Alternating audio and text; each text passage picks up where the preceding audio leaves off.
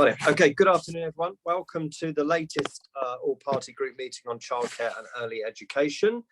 It seems only yesterday we met, but here we are again, and we're delighted that we've got a stellar cast, which I shall introduce in just a moment. Before I do that, let me just sort of set the scene.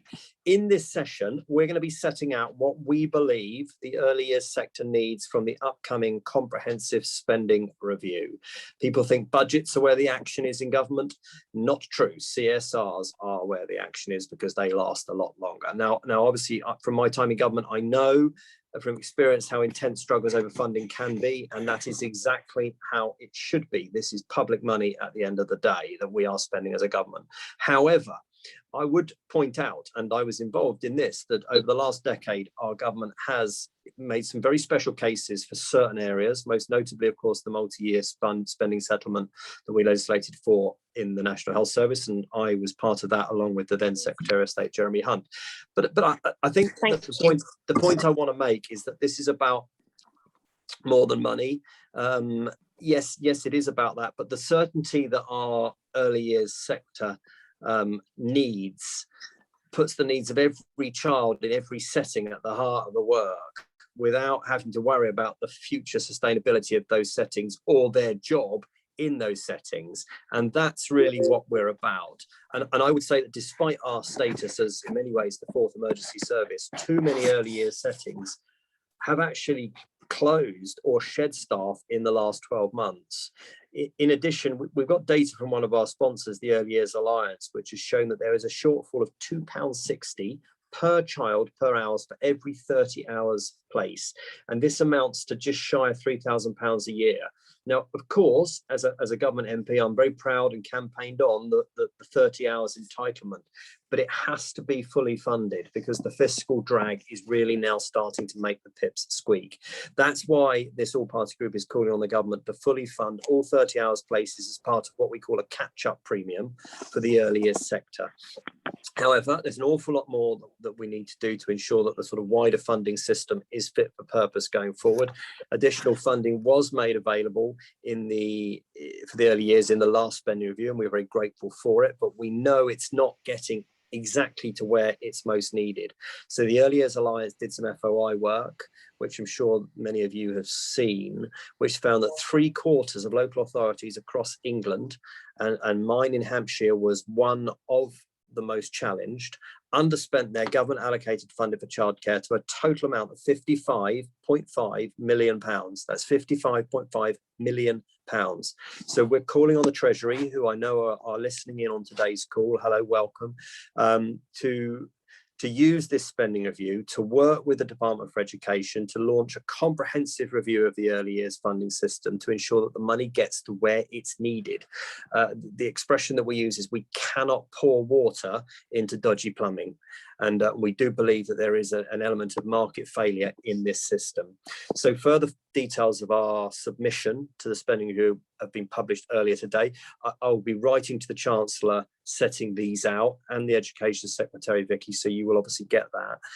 For now, let me just say that we've got an excellent panel of speakers, including the Minister for Children and Families, Vicky Ford. Welcome. Can I encourage that anybody on the call to tweet?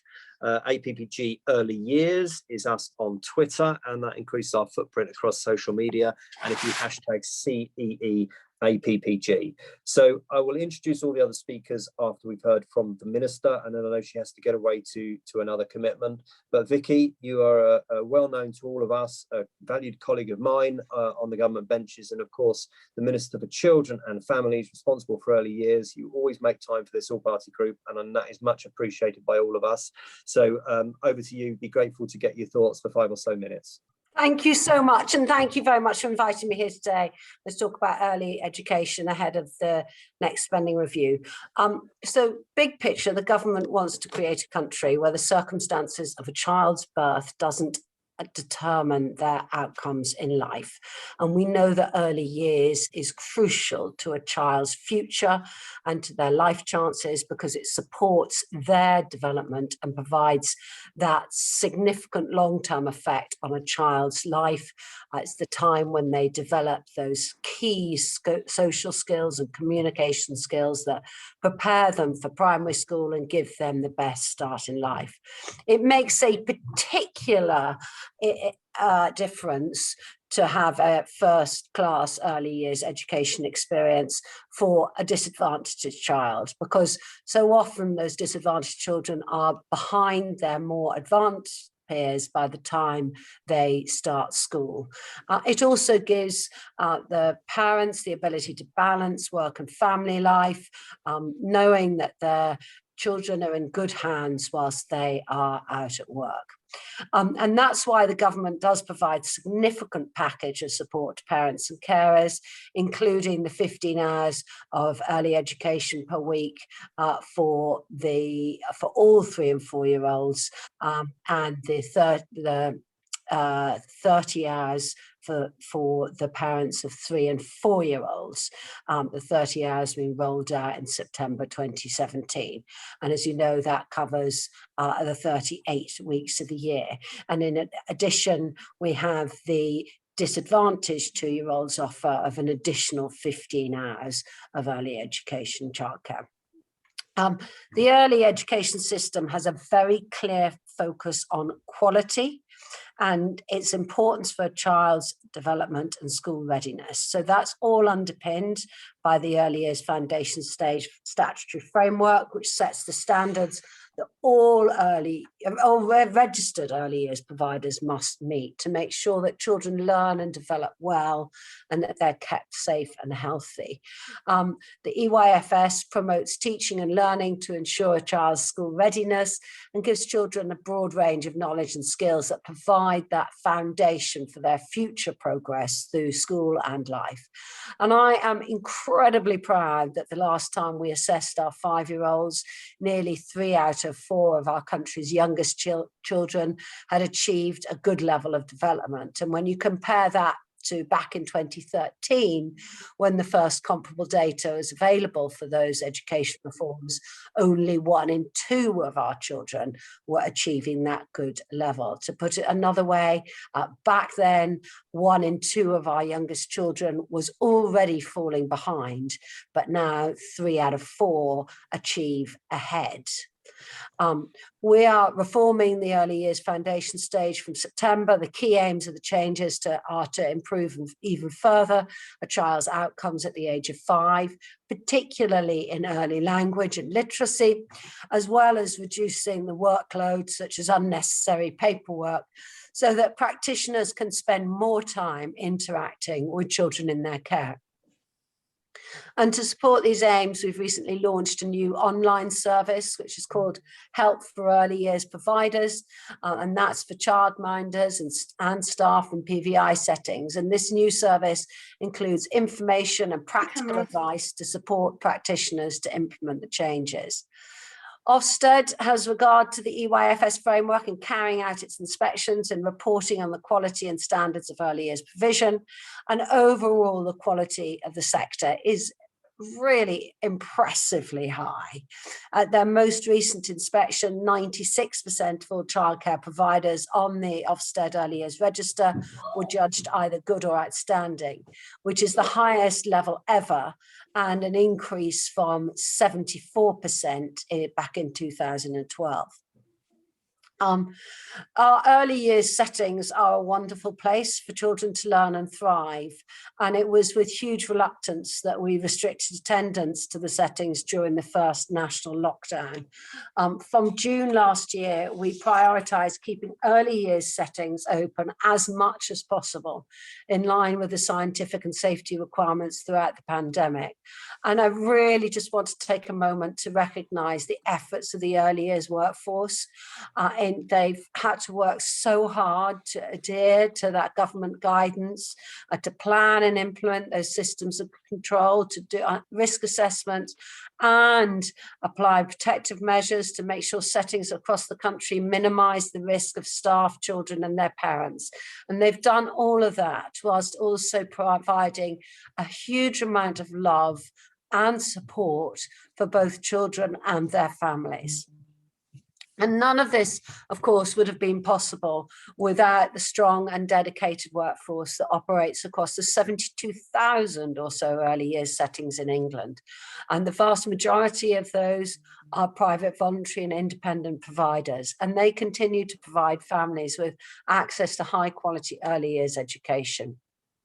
And this is why a couple of weeks ago, when we announced our £1.4 billion package to boost education recovery, we included 153 million, so well over 10% of that money, for high quality professional development for early years practitioners, including through new programs focusing on key areas like speech and language development and physical and emotional development for our youngest children.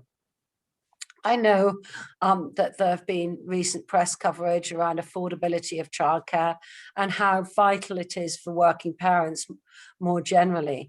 And through the pandemic, we've also seen how vital informal childcare is, especially for younger and school-age children. And that's why we introduced those childcare bubbles back in September last year to enable families with a child or children under the age of 14 to form those links with another household for that informal childcare. And we did that because we recognised that the restrictions on inter-household mixing would cause real hardship for families and have an effect on the ability of essential workers like our NHS frontline staff, but like many other essential workers too, for them to do their job. And so we'll always continue to listen to the voice of parents and providers, and I will talk to my colleagues within government about them, especially as we begin the spending review process. The specific information that the department released under the Freedom of Information recently to the Early Years Alliance predates the significant investments that were made in 2019 and 2020 in uplifts to the hourly funding rates for the free childcare offers. And we have spent over £3.5 billion in each of the last 3 years on our early education entitlements, and the government continues to support families with their childcare costs. We continued funding nurseries and preschools, as you know, at pre-COVID levels throughout the last calendar year, even if children were not attending. And back in November, we also announced a £44 million investment for 2021 to 22. And this is to enable local authorities to increase the hourly rates paid to childcare providers for their free offers. And that was on top of the 66 million announced in the 2019 spending review.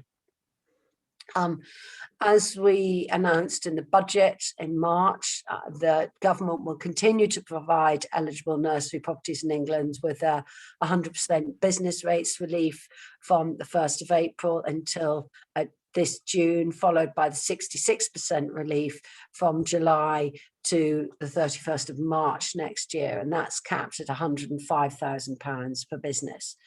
And of course, discussions are ongoing with the Treasury over the spending review settlement for 2020 to 2013 and beyond. And we do continue to press the importance of the early years sector right across government. So I will and we will continue to support the early years sector and its workforce as we continue to emerge from this pandemic. And thank you for taking part in today's session so that you can also feed back your thoughts as well.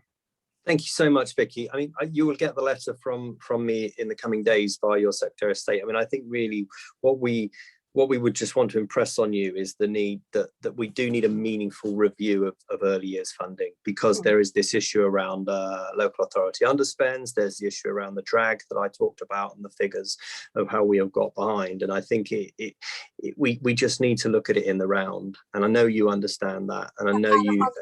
if I may, Steve, I hope that you're looking at the round with also tax-free childcare take-up and also universal credit payments for childcare. Yeah, I think it goes both ways. I think in those areas as well. So it's part of the different support packages that we have. And just one final point, and then we'll wish you on your way. I just wanted to plant with you the ongoing challenge that I have one in my constituency, and I've heard from other colleagues at the moment around where early years settings are attached to primary schools, especially where they are making use of room from that primary school, where they're having to take that back because of the number of children that they've now got on EHCPs, or where they're using that room for catch-up learning provision. That is then impacting on the early years sector, and I've heard of a couple examples recently where settings have had to close as a result of the primary school through no fault of their own taking back space. I just wondered if that's an issue that's come on your radar yet. If not, I might catch you on that in the corridors at some point. I haven't picked that up, Steve, from a lot of different areas, and that would obviously be deeply concerning. I can see how that would be really worrying for the early years providers. Yeah.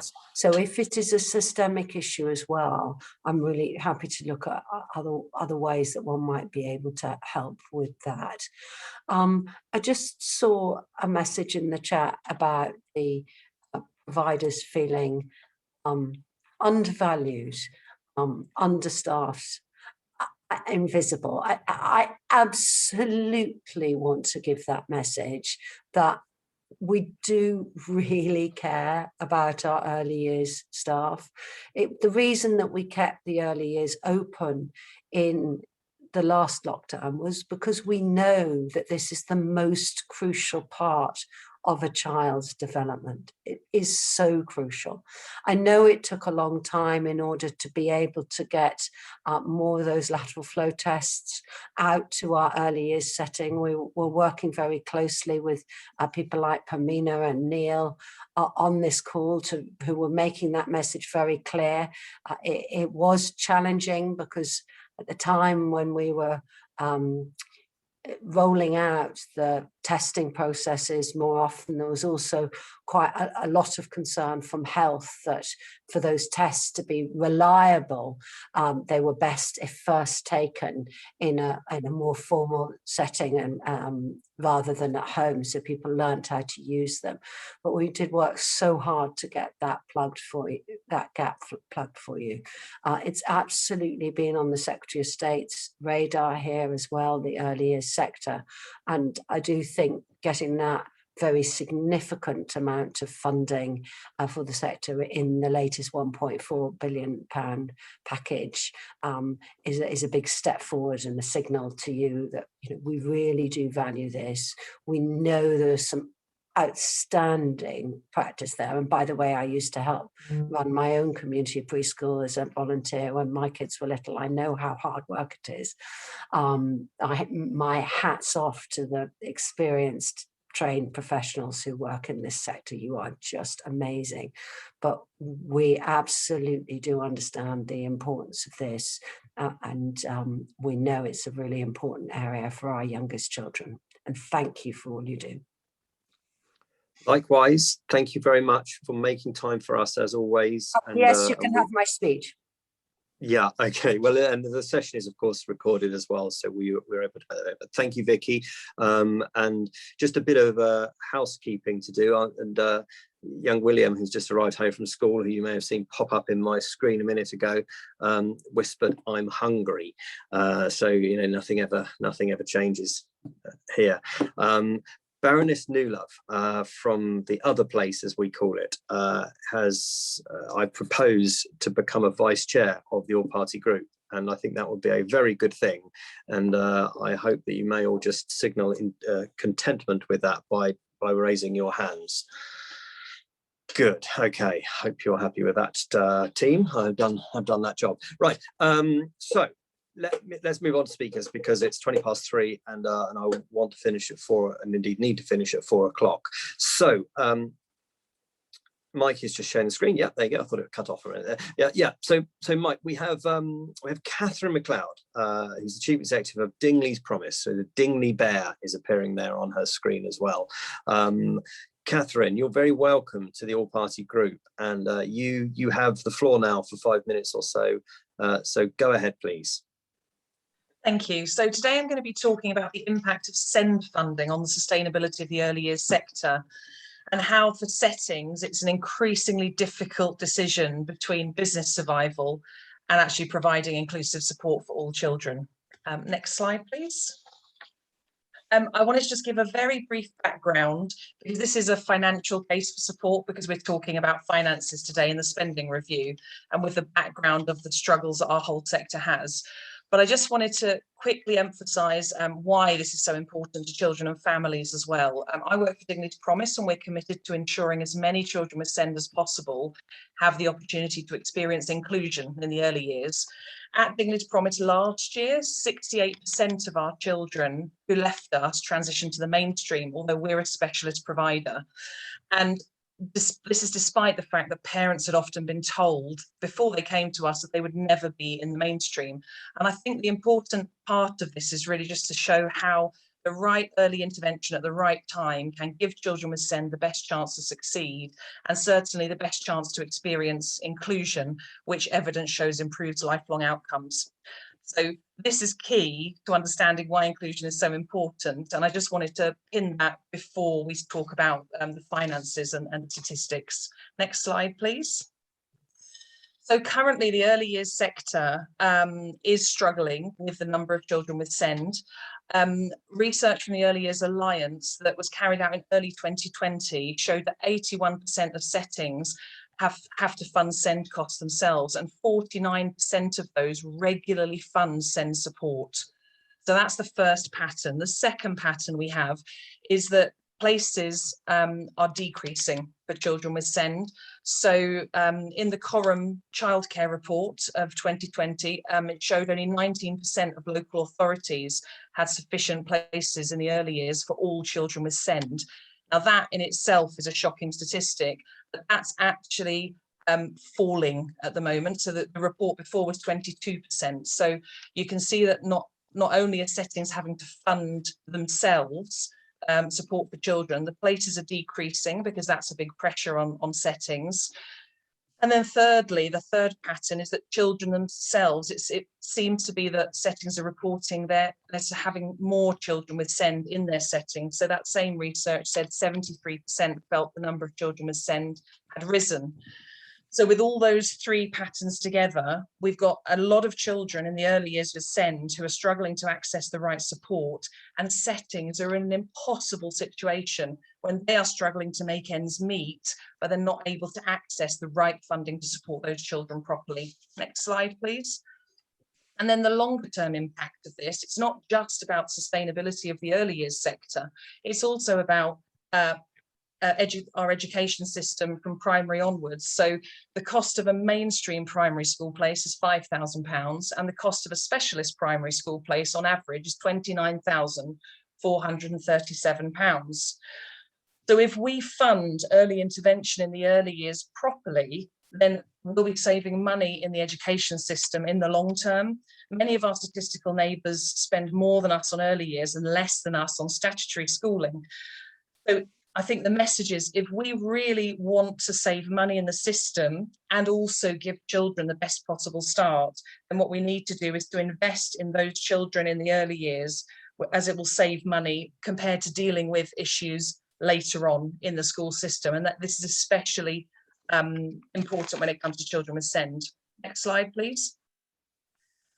So COVID obviously has increased most issues, but certainly the Disabled Children's Partnership have recently released another report which shows that 58% of under fives with SEND had delayed access to support and equipment, and that's 20% more than older children. So again, it's the youngest children and the children with SEND who are the most affected by the pandemic.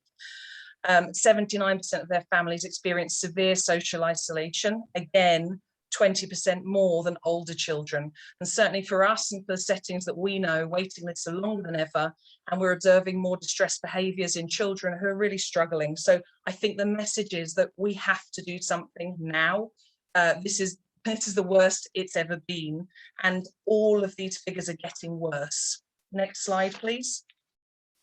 So sufficient funding. So when we talk about sufficient funding, it's about enough inclusion funding that allows all age groups to be covered.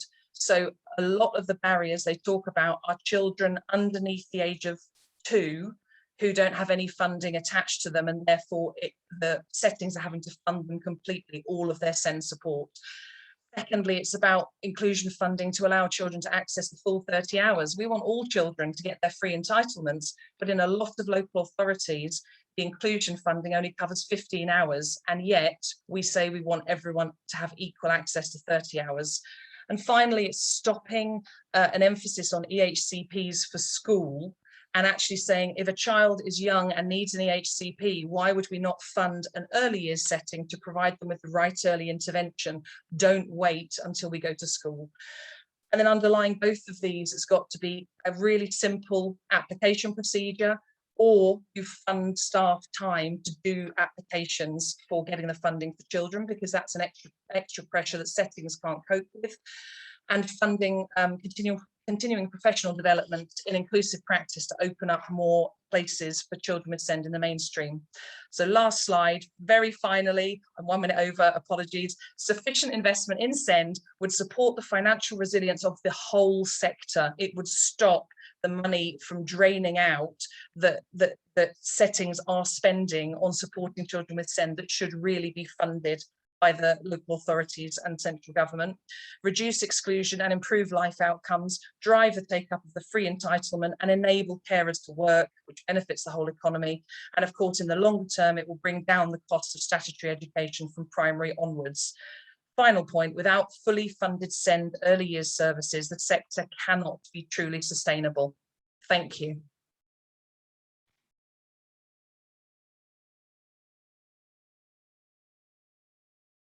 You're on mute. Sorry, I don't know why it does that. Every time I click off, it clicks mute. Anyway, thank you very much. That was very good, as always, very clear. Many of you will know and heard me say before, my wife works in early years and has just come home from work and popped her head around the corner to say, do I want a cup of tea? But was then stuck, enthralled, listening to you, Catherine, and kept saying, I agree. Whoever she is, she's right. So, you there you go. You've gone down well in this household twice now. Anyway, thank you very much for that. I'm going to move on now to Dr. Verity Campbell-Barr, who is Associate Professor in Early Childhood Studies at Plymouth Institute of Education. If you wish to ask a question, once we get to the end, we got 2 more speakers after Verity. If you wish to ask a question, pop that in the chat, but clearly say who you wish to ask the question to. Because otherwise there's a lot in the chat already. It's very hard for me and the team to spot that. But anyway, Dr. Campbell-Barr, you are next and you have the floor. Over to you. Lovely, thank you very much. And thank you to Catherine for setting the scene so well, because I'm going to be talking about value for money within early childhood education and care. And it will also feed into Sara's work as well. People will know that I collaborate with Sara already. So already I think we're forming a strong evidence base here around the need for a proper review into the funds for the childcare and early education sector. I think it's also very timely that we're here today. We've had in the news in recent weeks, obviously, the Freedom of Information Request data coming through, the Duchess of Cambridge as well, with her new research centre. So there's lots of talk about value for money in terms of childcare and early education. But actually, when we start to review the evidence, the things that I want to be picking up on today is actually, do we really know about the true costs and outcomes in terms of early education? And actually, in my view, that there's been a real failing to fully capture the costs in terms of childcare and early education provision. So we move on to the next slide, thank you. Historically, the sector was criticised for being poor business people in terms of not having the prowess to understand their costs. And I think we have moved on from this significantly, but it's still important to recognise that we are a mixed sector. So there was a range of different types of providers that we would need to account for if we're going to truly capture the costs of what's going on here. This is also a sector that is constantly having to balance issues around affordability and sustainability, and the Minister did briefly touch upon this, but yet here we are constantly battling a poor rate of funding. If you could click again, please. And the thing that frustrates me so much when we talk about the rates of funding is that actually it's not just about the pounds and pence that a setting gets given for per child that's sitting within their setting. It's actually thinking about some of the uncaptured costs that might be going on here. So the unpaid hours that people are doing at home in order to complete the paperwork, the unaccounted for resources where you've just picked up something at the local car boot sale and brought it into the setting, or the CPD where the sector themselves are having to fund their own qualifications because we don't have a funding system that's adequate for them to gain their own professional development. And then there's also other things in terms of the costs that are going on. So particularly in recent months, the unaccounted for support that the sector are providing for parents in terms of what's going on at the moment. So the support to go to the food banks, the paperwork of filling in forms that Catherine was just talking about. And yet, all of this is set against a context of growing economic pressures, but also increased growing uncertainty within the current climate. The next two, please. And again, thank you. So my frustration is that there are some inherent pitfalls to identifying the costs of childcare and early education, but there's also pitfalls around capturing this true sense of value.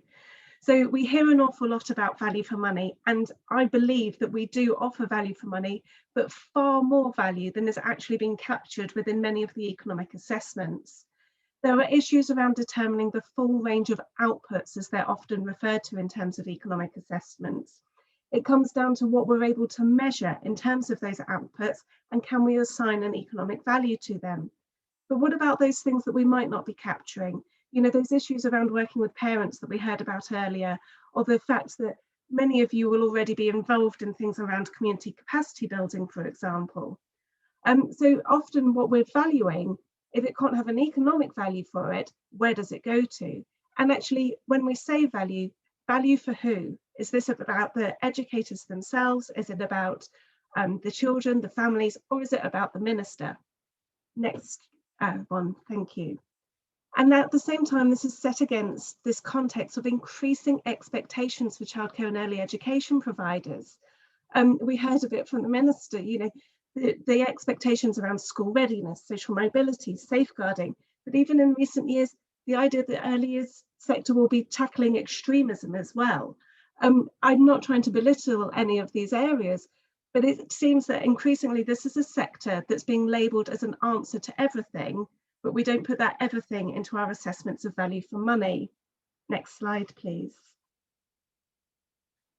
And if you're talking about looking at the full costs of the sector, I think we can't fail but to think about those that are working in the sector as well.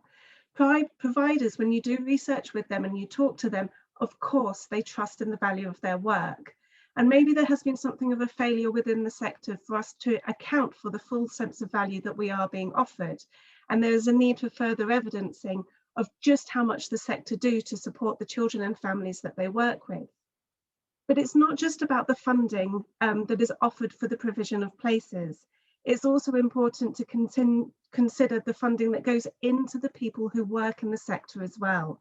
So this is about funding for initial and continued professional development, whereas actually what we've seen in recent years is the continued reduction in the funding available for professional development.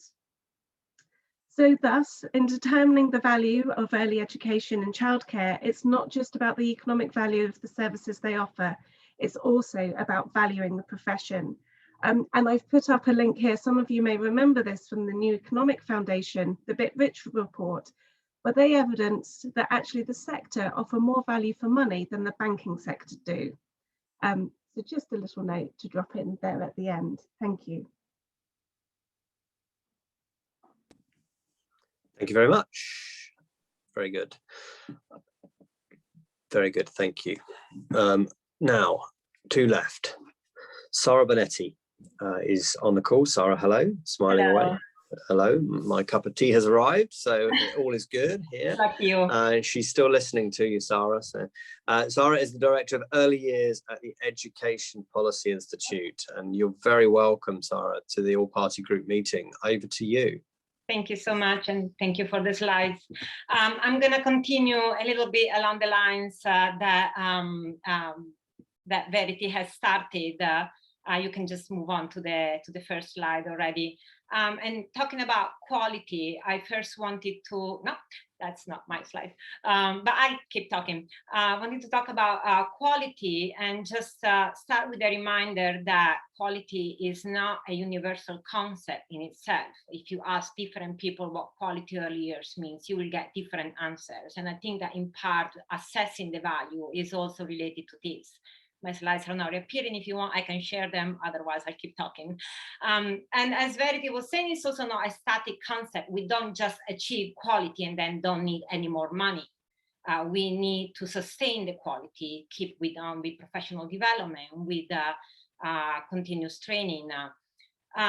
We always talk about process and structural quality. There is agreement on some key pillars, so I'm not going to go through that. But I don't think that there is a magic formula that we can pinpoint exactly to the detail each component, and that's why it's not a simple math to try to cost how much high quality early education can cost. But one thing I offer in mind, would you like me to share my screen? Because I had a chart that I wanted. If you would be so kind, I do apologize. No, that's fine. I sort of can multitask. I don't know if you can. I don't seem to be able to. Oh, there you go. Those who know me will be tired of hearing this, but can you see it? Yeah. But I wanted to refer to a chart by the IFS. So this year, if a child it turns 5 on the 31st of August, that child will be in reception and will be worth it. Well, actually, year one probably worth it 5,000 plus pounds. But if you are 1 year younger, you're worth short of 4,000 pounds. So aside from how much money do we need, why is it so much? Why is a child in early years in pre-primary worth so much less than a primary school child? And we know that we are under spending, and even though we can then include a tax-free childcare, as the minister said, we know that a very complex system of funding is not helping parents and providers in covering the cost or even in uptaking what is the right to uptake. So how much does it cost? Well, I agree with Verity. It is very difficult to assess it, although at API we try to do that. And first of all, kudos to the Early Years Alliance for persevering with the freedom of information. But I wanted to put out the average cost, the average funding rates now for 2-year-old and 3 and 4-year-olds. We've seen from the freedom of information that DFE assessed it at much higher. We did a little bit of modeling, again, without the precision. There are lots of assumptions to make. There are a huge variety of settings for which these are just averages. But we got more or less to the funding rate for 3 and 4-year-old that also DFE had costed. So I feel a little better about the estimates we made. But I also want to remark that the funding rate for 2-year-old, we costed them much higher than what it currently is, because we all know that provision is much more expensive.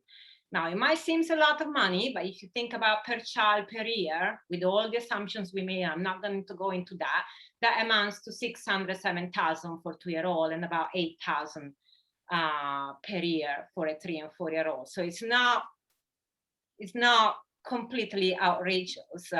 And if you still, we also costed a pilot for high quality provision for about 200 settings with a target on disadvantage. And we cost it around 75 million pounds over 3 years. And if you still think it's very expensive and we cannot find the money for that, the UK defence spending went from 41.2 billion last year to 46 billion this year. So it goes again to like, where are our values and where do we want to spend our money? I'm gonna end with one more slide, which is a quite well-known figures, but as we are also talking about a huge variety of settings, what I wanted to point out is that this funding gap doesn't concern a handful of settings. It concerns settings that provide a lot of registered places, and in England, 65.7% of registered places are in group-based providers, which are private voluntary settings. So we are talking about a lot of children who are not in settings who are really strapped for cash and have been for a very long time, very much from before COVID. And I'm gonna stop here and hopefully we'll be able to stop sharing the screen. Thank you very much. That's very good. Okay, last speaker is Stephanie Jamet, who is from the OECD, where she is Senior Analyst in Early Childhood Education and Care at the Directorate for Education and Skills. Stephanie, you are very welcome to the all-party group meeting.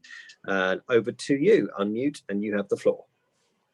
Thank you very much and good afternoon. So I will summarize some of our ideas on where policy should put the focus.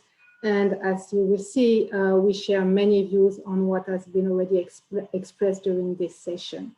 Next slide, please.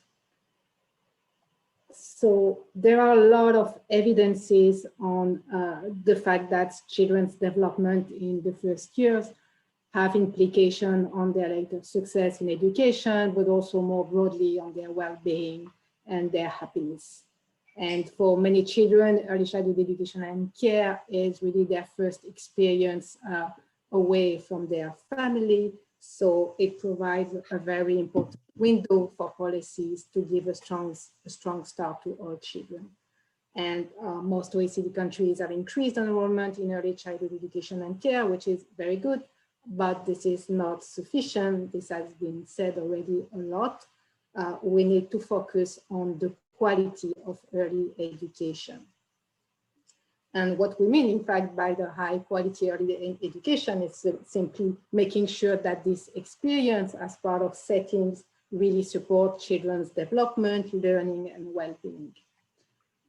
So the research, I think, is quite clear. It shows that children's interaction with other children, staff, and teachers are crucial for their development, their learning, and well-being. It is something that is very intuitive, that children learn while doing things with others. So of course, we need to have very high quality interaction as part of this setting.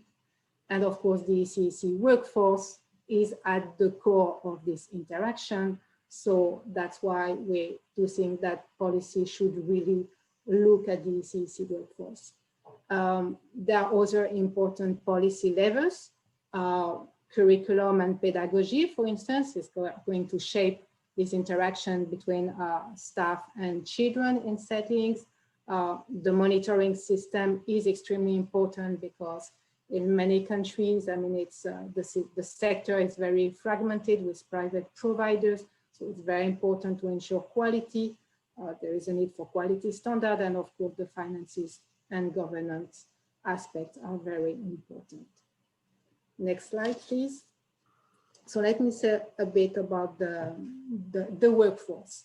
So these are results from what is called the Tally Starting Strong. It's an international survey of the early education workforce. UK has not participated, but as I can hear from this session, I mean, it's about the same issues. So one important finding is that there is a large variability in initial training, and in particular training to work with children is in fact not universal. So first policy areas is to have a very strong initial training for staff. It means, for instance, having a practicum. It means making sure that staff are trained to implement the curriculum framework, are aware of the objective of early childhood education and care. but it's not sufficient. I mean, staff also need to have some opportunities for professional development.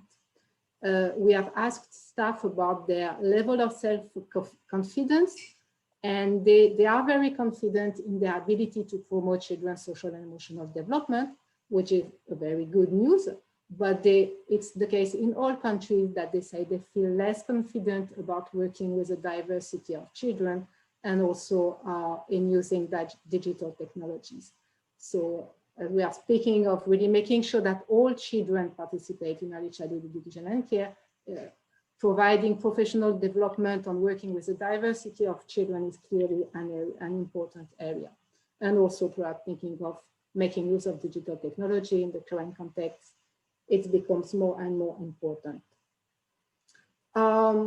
It's not a surprise, but satisfaction with salary is low, and as that's also been said, satisfaction with the job is very high. It's too often a profession for relatively low educated people with low wages, low status. Some people are just employed during the opening of settings and then they go on unemployment. And this is especially the case for the workforce that work with the youngest children, so for children age 3 and below. So this needs to be changed. We need to move towards really developing some professional, more educated people, participating in professional development all along their life, and with better working conditions. We have asked the workforce about their sources of stress. They said one important area is workload coming from insufficient resources. For instance, the size of the group, having too many children in the group because there is not enough resources, it creates stress. It's complicated to have good interaction with children when you have a big group of children with you.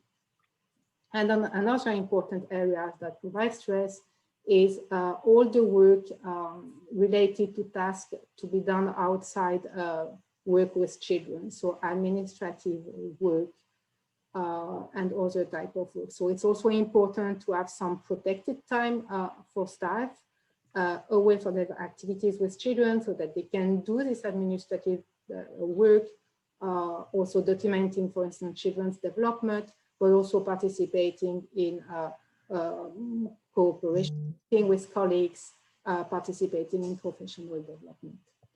And finally, something that's been mentioned so far is the issue of leadership in the sector.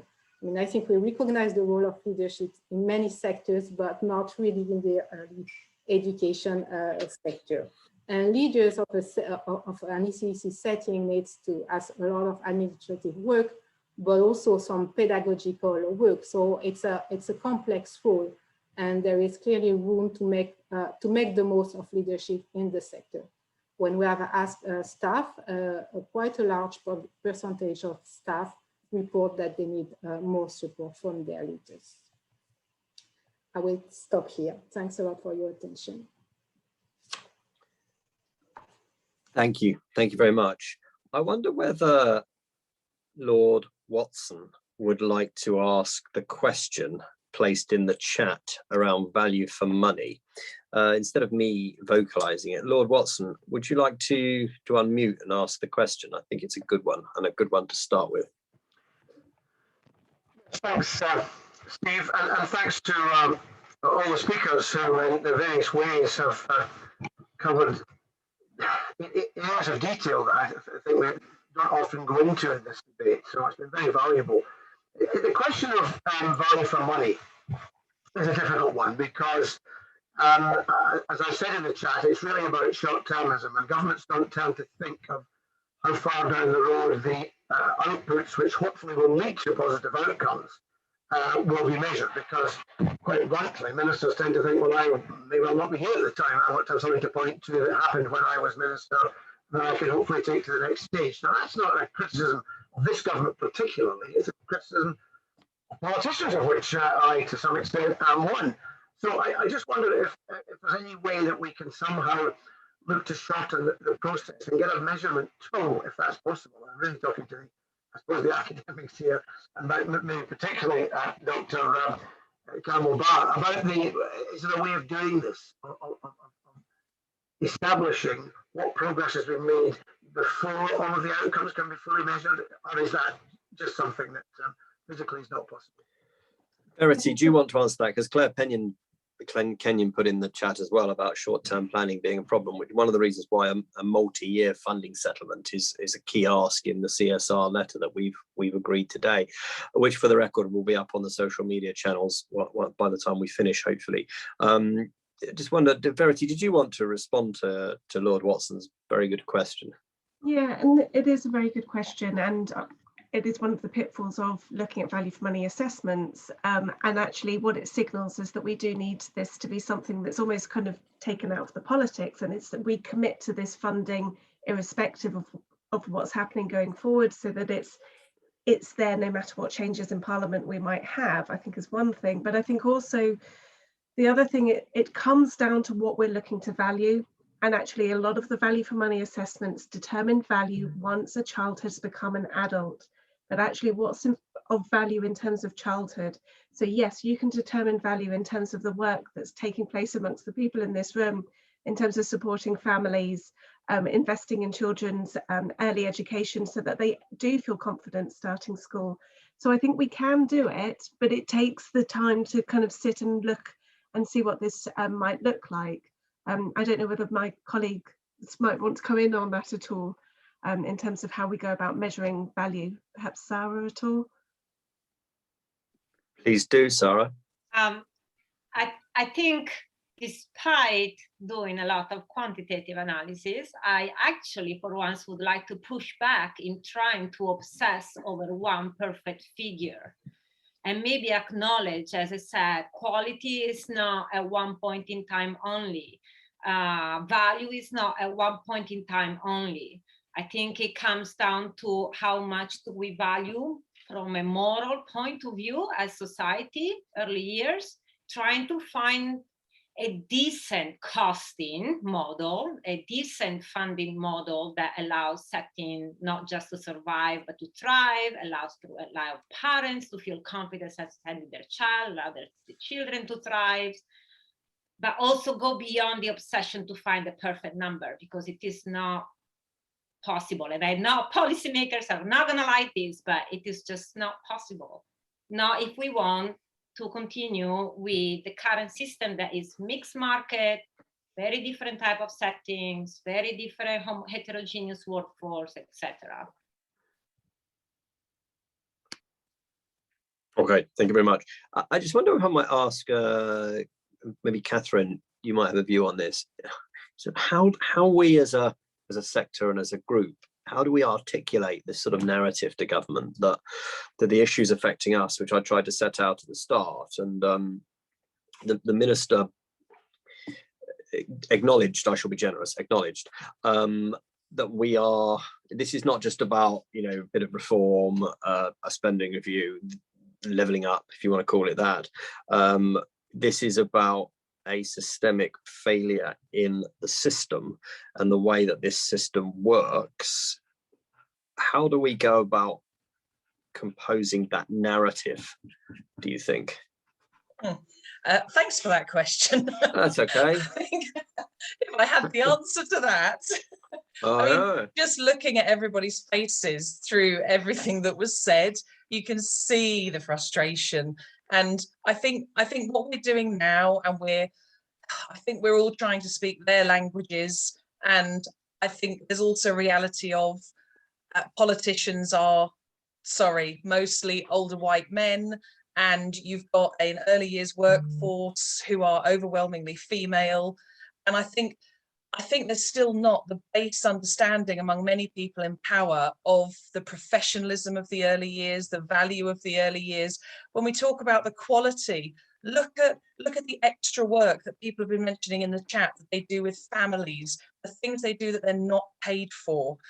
And there has to be a way for us all to sort of speak their language as much as we can, to explain to them what would happen if it wasn't there. But honestly, I think I'm as frustrated as anybody else. And I I'm doing this work and I'm trying really hard to raise awareness, but I think it has to all be couched in financial terms. So it's I think looking at what we do and the value of what we do and then translating it into their language, because I don't know if they're ever going to really truly value what it is that we do. Sorry, that's a bit of a grim answer. No, honesty is appreciated. Stephanie, I'm just going to come to you in a minute from OECD, because I'm quite interested in some international comparisons around ratios, staff to children ratios. You may not be able to answer, and your colleagues will tell you that I have a habit of springing these questions. Years of being the minister being asked these questions means that you enjoy asking them. But just before I do that, Neil Leach, I just wanted to bring you in on Mike about the point you were making around the FOI work that we did, which the minister responded to. And I think you have a very good point of clarification, which I think you should make for the purposes of the recording. Yeah, I mean, the reality is just about every press comment that's come out of DFE talks about unprecedented investment, which means absolutely nothing if it's not enough. More money does not mean it's enough money. So that's the first point. And then the second defense of the freedom of information that came forward was that actually this is old data, and that it doesn't take into account, for example, the recent £44 million, et cetera, et cetera. What it did not do was dispute that the Department for Education anticipated the rate would be at £7.49 in 2021. And we are at an average rate of £4.89. So it's historic. There should be no dispute about that particular figure. That came from the DFE, their words, not ours. And that's why I suggest it took 2 and odd years to get that data. But now, it wasn't the Secretary of State for Education who's in post at this particular point in time that sent those emails that came to those conclusions. It wasn't Vicky Ford. So they've got a choice. Either carry on with the same old rhetoric of saying, this is what we invest, this is what we invest, or be different. Do something that recognizes the value. It is cheap, actually. Words are cheap to just say, you know, we recognize the importance of all the work that you do. Who cares if actually you do absolutely nothing about it? And when you compare what we do, I mean, interested in what Stephanie was saying, but you know, Biden, £200 billion investment just gone in, £200 billion investment, talking about paying people the right wages because they are educators, they are not babysitters. So Steve, I'm sorry, I hold the floor for a second, but I just feel it's so shallow, some of the comments that come out of government at the moment, that it has to be challenged. No, please do not be sorry. I asked you because I saw that point in the chat and I felt it was worthy of clarification, because I know that the FOI work was thorough, and I know that it was also taking the latest information, and I always like to see clarification. Stephanie, just before we close, I just wondered if you had any, if you were able to comment at all on ratios across the OECD, where we in England stand on the ratio of child to early years educator. So I don't have numbers. I think it's very complicated to have good statistics on this ratio, and I don't think we have managed, because I mean, depending on the countries, the organization varies a lot, and you have some countries with big group, many staff coming and stopping. So it's extremely complicated. I mean, not all countries do have a class with 1 or 2 staff, things like that. I think, I mean, 2 things to say on this issue. First, I think the literature doesn't always find a link between those staff ratio and practices, the quality of practices, because of course it depends also on the experience of the groups. So it's not that clear cut. It's not only a matter of staff ratio. But I mean, in our survey, it really comes as an important source of stress. So we have tried to look, I mean, to understand a bit, I mean, and analyze stress as a balance between the resources and the demand that are on staff. And what, for instance, we have seen like in Norway, staff with more children were not more stressed than staff with less children. And the reason for that was that they had additional resources. So they were trained, they were supported by their leaders. They did not have a lot of administrative work assigned. So just to say also to think about on this, all those aspects in terms of what are the resources, what are the demands you put on staff, and how we can find a balance. So going beyond just this structural aspect to understand how they can affect the quality of this interaction, and really try to target those policies in this way. Okay, thank you very much. Well, look, we're going to close there. Thanks for everybody, as always, for a really good session. Thanks for your comments, your questions, and your tweeting, which I've seen throughout the session. So, we've been talking about spending review today. It's very important. I hope our friends from the Treasury are our friends, and I hope they've been listening to what we've said, and that the argument and the evidence-based argument that has been put forward today. I will be writing to the Chancellor, and I hope that will be on our social media at the end of the meeting today. About our key asks ahead of the CSR. I hope that the Minister, who we thank for coming on at the start of the meeting, and the DFE team will listen and lend their support to the goals that we have set out inside government. Ultimately, they should be our strongest advocate within government, arguing Treasury alongside us. So my thanks to Vicky, to Catherine, to Sara, to Stephanie, and to Verity. Our next session will be a very special meeting with the new Children's Commissioner for England, Dame Rachel de Souza. That's coming up on the 21st of September. So I think you will all find that very interesting. Please contact the Secretariat if you want more information on that. Follow us on social media, where we will, of course, post this session recording in full after today. Thank you very much. Until next time, thanks for all you do, and God bless.